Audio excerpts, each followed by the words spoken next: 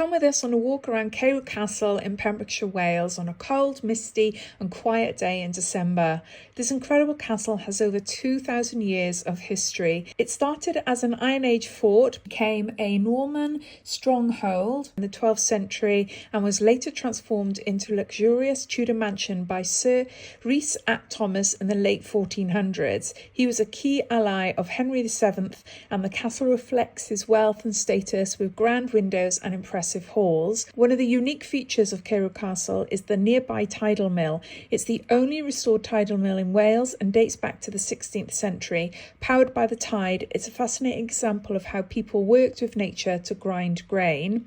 The circular walk around the castle is an easy 1-mile trail that circles a 23-acre mill pond, and on a calm day you can see the castle's reflection perfectly mirrored in the water. Today, Carew Castle offers more than just stunning views. Visitors can explore the castle's ruins, join guided tours, or attend seasonal events like open-air theatre and historical reenactments. And there's also a tea room, and the site is fully accessible. Opening times of the castle, the tidal mill and the cafe can be seen on the website. I'll add a link in the description. But today, everything was closed.